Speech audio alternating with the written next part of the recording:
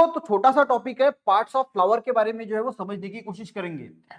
बच्चे 10th class में भी चले जाते हैं पर उनको पार्ट्स ऑफ फ्लावर, ये कैलिक्स क्या है, करोला क्या है, सेपल्स क्या है, वो समझ भी नहीं आता। तो आज की वीडियो में सिर्फ पार्ट्स ऑफ प्लांट के बारे में देखेंगे, एक एक को नेक्स्ट वीडियो से हम डिस्क्राइब करेंगे। देखिए, सबसे पहले आपको आपके बुक में ये लिख लेना है, जो मेन पार्ट है वो है सेपल्स, पेटल्स, स्टेमन और पिस्टिल। ये चार जो है वो मेन पार्ट्स है। ठीक है, कौन कौन से? सेपल, पेटल, स्टेमन और पिस्टिल। अब इनको ऐसे ही याद रखना, क्योंकि सेपल जो है ना वो बाहर का पार्ट होता है, उसके अंदर पेटल्स होते हैं, उसके अंदर स्टेमन, और गायनोशियम जो होता है, पिस्टिल जो होता है वो बीच में होता है। अब देखिए, सबसे पहले सेपल्स है, तो सेपल्स कहां पे? यहाँ पे, यानी ये जो पार्ट होता है ना फ्लावर का बाहर का, इसको बोला जाता है सेपल्स। अब पेटल जो होते हैं ना, ये जो पंखुड़ियां होती है, ये जो पंखुड़ियां दिख रही है, इसको बोला जाता है पेटल्स।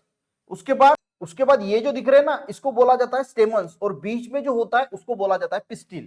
तो ये सबसे पहले चार पार्ट आपको पता होने चाहिए कि सेपल्स है, पेटल्स है, स्टेमन है और पिस्टिल है।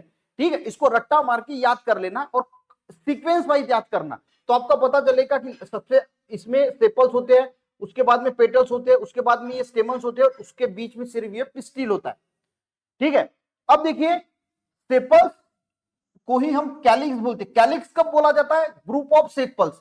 एक अगर है इसको सेपल्स बोला जाएगा, पर अगर एक दो तीन चार ऐसे दो है ऐसे मान के चलो कि ऐसे जो दो या कभी कभी तीन होते हैं, तो उसको कैलिक्स बोला जाता है। यानी कैलिक्स क्या है? जिसके सामने लिखना ग्रुप ऑफ सेपल्स को हम कैलिक्स बोलते हैं। तो सेपल समझ में आ गया, सेपल्स क्या होता है, और ग्रुप ऑफ सेपल्स को हम क्या बोलते हैं? कैलिक्स। अब पेटल्स के सामने लिखना करोला। अब ये जो होते हैं ये पेटल्स होते हैं, ये जो हमने देखा ना, ये वाला हिस्सा जो होता है ये पेटल्स का होता है, पर एक है तो पेटल्स बोलेंगे, पर ग्रुप ऑफ पेटल्स है उसको बोला जाता है करोला। ठीक है, तो बहुत सारे बच्चों को ये कैलिक्स करोला क्या है वो समझ में नहीं आता। अब स्टेमन है, तो स्टेमन कौन से है? ये स्टेमन है, पर ग्रुप में जब हम बोलते हैं कि बहुत सारे हैं तो उसको बोला जाता है एंड्रोशियम।